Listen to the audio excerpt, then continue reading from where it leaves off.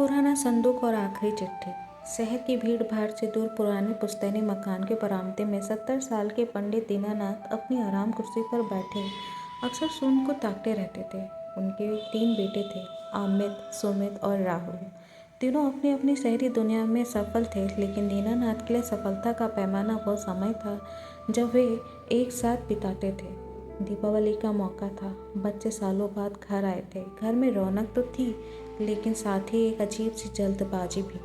Amit phone पर deal पक्की कर रहा था, सुमित लैपटॉप पर चिपका था और सबसे छोटा राहुल अपनी तस्वीरों में व्यस्त था। शाम को खाने की मेज पर दीनानाथ ने धीरे से कहा, सोच रहा हूँ इस बार पुश्तैनी मकान की मरम्मत करवा लूँ। तुम लोगों की यादें जुड़ी है यहाँ से। अमित ने बिना सिर उठाए कहा, पिताजी क्या फ़ायदा, यहाँ अब रहता ही कौन है। इसे बेचकर शहर में एक अच्छा फ्लैट क्यों नहीं ले लेते। वहाँ सुविधाएं भी होंगी और हम करीब भी रहेंगे। दीनानाथ की आंखों में एक चमक आई और फिर बुझ गई। उन्होंने कुछ नहीं कहा। अगली सुबह राहुल को स्टोर रूम में एक पुराना लोहे का संदूक मिला। उसे खोलते ही उसमें से एक पुरानी तस्वीरों, खिलौनों को एक मखमली डायरी की महक आई। वह डायरी उनकी माँ की थी, जिनका निधन 2 साल पहले हो चुका था। तीनों भाई संदूक के पास जमा हो गए। डायरी के पन्ने पलटते हुए उनकी नज़र एक पन्ने पर ठहरी, जहाँ माँ ने लिखा था, आज दीनानाथ जी ने अपनी पदोन्नति के पैसे बचाकर मेरे लिए गहने नहीं, बल्कि घर में आंगन में वह झूला लगवाया है, ताकि जब हमारे बच्चे बड़े हों तो हम उन्हें अपनी आंखों के सामने खेलते देख सकें। उनके लिए यह ईंट पत्थर का मकान नहीं, हमारी खुशियों का गुल्लक है। एक और जहाँ लिखा था, अमित की पहली साइकिल, सुमित का पहला मेडल और राहुल की पहली तुतली आवाज़। इस घर की दीवारों ने सब सुना है। दीनानाथ कहते हैं कि जिस दिन बच्चे चले जाएंगे, ये दीवारें ही उन्हें उनकी याद दिलाएंगी। अचानक कमरे में सन्नाटा छा गया।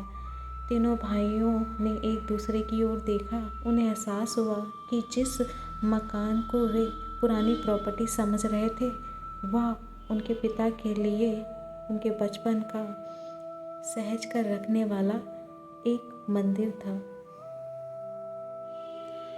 वे बाहर बरामदे में आए। दीनानाथ चुपचाप ढलते सूरज को देख रहे थे। राहुल उनके पास जाकर ज़मीन पर बैठ गया और उनके हाथ थाम लिए। पिताजी, हमें माफ़ कर दीजिए। राहुल की आवाज़ भर्रा गई। मकान की मरम्मत इस बार हम सब मिलकर कराएंगे। और हाँ, इस बार छुट्टियों में हम कहीं बाहर नहीं जाएंगे, यहीं आपके पास रहेंगे। दीनानाथ ने कुछ नहीं कहा, बस उनके हाथ कांपने लगे और आंखों के कोनों से एक आंसू निकलकर गालों पर फिसल गया। वह आंसू दुख का नहीं, उस सुकून का था जो एक पिता को तब मिलता है जब उनकी सफलता उनके बच्चों के रूप में वापस घर लौट आती है। भावनाएं शब्दों की मोहताज नहीं होती, वे बस अपनों के साथ की प्यासी होती है। मरम्मत का काम शुरू हुआ तो वह सिर्फ दीवारों की पुताई तक सीमित नहीं रहा। तीनों भाइयों ने तय किया कि वे इस बार कारीगरों के भरोसे सब कुछ नहीं छोड़ेंगे। अमित ने ऑफिस से लंबी छुट्टी ले ली और आंगन के उस पुराने झूले को अपने हाथों से पेंट किया, जिस पर कभी माँ बैठा करती थी। सुमित ने बगीचे की क्यारियों को फिर से संवारा और वहाँ चमेली का पौधा लगाया, जैसे उसकी माँ बहुत पसंद करती थी। राहुल ने घर के एक कोने को यादों की गैलरी बना दिया, जहाँ बचपन की धुंधली तस्वीरों को नए फ्रेम में सजाया गया। एक शाम जब घर फिर से नया जैसा महकने लगा, दीनानाथ जी ने सबको आंगन में बुलाया। उन्होंने अलमारी से एक पुरानी पुश्तैनी चाबी निकाली और अमित के हाथ में रख दी। दीनानाथ जी ने धीमी लेकिन स्थिर आवाज़ में कहा, बेटा, यह चाबी इस घर की नहीं, हमारी परंपरा की है।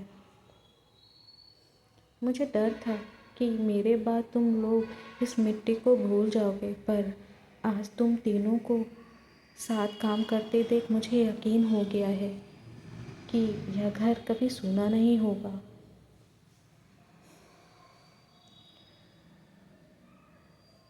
सीख। उस रात घर में कोई फ़ोन नहीं बजा, लेकिन कोई लैपटॉप नहीं खुला। सिर्फ कहानियाँ थी, ठट्ठाके थे और वह सुकून था जो सिर्फ अपनों के बीच मिलता है। उन तीन भाइयों को समझ आ गया था कि घर ईंटों से बनता है, लेकिन उसे जिंदा भावनाओं और समय के निवेश से रखा जाता है। वीडियो अच्छी लगी हो तो लाइक, शेयर और ऐसे वीडियो देखने के लिए हमारे चैनल को सब्सक्राइब ज़रूर करें। धन्यवाद।